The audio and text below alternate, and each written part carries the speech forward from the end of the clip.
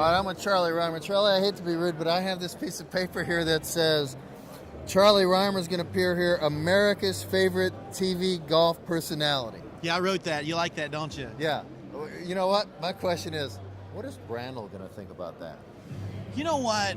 Brandel isn't big enough physically to have any opinion in the matter. And if Brandel were here, you're what, 6'5"? 4. I'm a little over 6'4". Brandel would be about right here. And even if he didn't like it, well, actually, the top of his head would be here. The top of his hair would be about right here. Right. Even if he didn't like it, I wouldn't care. Is his hair becoming more frou-frou? Let me tell you what. When you go in the makeup room and Brandel is in there, it's really funny because he will not let anyone touch his hair. We've got unbelievably talented makeup artists, great ladies that go in there. I mean, look at what they do for me.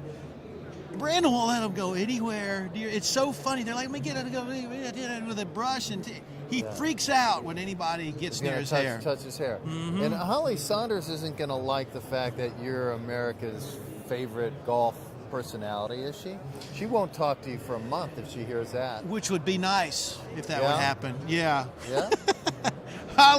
Holly would get upset about that. Hollywood. She is a little Hollywood. Angry, yeah. Huh? Isn't there a little Hollywood? Holly is, you know what, it's so much fun working with Holly because she is so grumpy in the morning. Yeah? You cannot imagine. Like what, 5:30 in the morning kind of thing? 5:30, it's, no, it's prior, it's like 4:30. It's like, get out of my way. She comes in. Yeah? She's in her sweat. She's in, her hair's all met. You wouldn't recognize her. She comes in and she yells and screams at all of us. She goes into makeup for like 50 minutes, and out comes Miss Universe. It's unbelievable. I don't know what they do to her in there. She has her hair up. I've seen her there doing that show one time with T-shirt, gym shorts. Right. And then, you're right. This other person comes out, in the red dress and the stilettos and all that, and you're like, It's almost like the Christy Kerr makeover. Remember how she used to look and how she looks now? I still think they're pulling my leg on that. I don't pull it. No, it's not the same person. Christy looks great. It's not the same person. Yeah, she looks great. All right, now, great. I get the sense that if you lose 10 or 15 pounds, you become less funny. Is that true? That's what I've been told. Yeah. And I know I get grumpy because every time I sort of get on the health kick, I get the diet going and all that. My wife after about 2 weeks will come in, and this is a signal for me that I need to get off the diet. She'll put about a half-pound chocolate Santa by my toothbrush, and that's her signal of, you know what, I'd rather live with a guy that's fat than a jerk. That's how I come off my diet. You know, it's interesting. The last interview I did here was with Larry Jacobs, the golf nutritionist. Now I'm getting you. Yeah. A guy who teaches you how to eat, and then you, a guy who teaches you how to eat too much. You know what? Larry's helped me. I really enjoy the time I've spent with him. I'm about 20 pounds lighter than my heaviest and about 15 pounds heavier than my lightest. So that's not it's not a bad place to be. 15 pounds heavier than you were at birth, or what? Well, I started out at 10 pounds, so I started a little heavy. Oh, you did? But all right. I tell you, I love to eat. Like right now, I'm talking to you. I'm thinking about eating. I'm thinking about eating. Yeah. And I'm thinking ribs. I'm thinking hamburgers. And that's my only vice. I don't drink. I don't smoke. I love to eat. And it's a battle. We all fight our battles. But for me, that's a hard one sometimes. All right, now you're sneaking up on 50, right? Mm-hmm. What are you, 49? 46. 46. That's not a sneak. That's a... All right, so you're going to play... I can see 50. It's hovering. Are you going to go to Champions Tour Q School? Now, you played the PGA Tour how many years? You know, that's funny. I played the PGA Tour for 3 years, but I'm an expert on television. It's like I played for 30 years. Yeah. But 3 years I played the PGA Tour. Great. So I don't have any kind of status. I never won on the PGA Tour. Came close a couple times.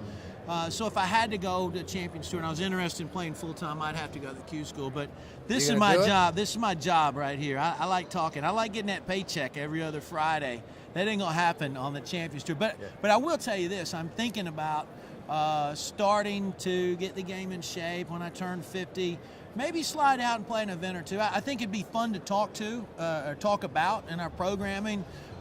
Maybe spend a little time with a teacher, try and get back where I can play some, and maybe we could document that process a little bit. And then, of course, Golf Channel, we cover all the Champions Tour events, so maybe they'd put me on TV a little bit when I got out there. So I think I might play an event or two, but it's a few years out. I know I covered a Byron Nelson one year in the mid-'90s. You probably know exactly what year, maybe late '90s.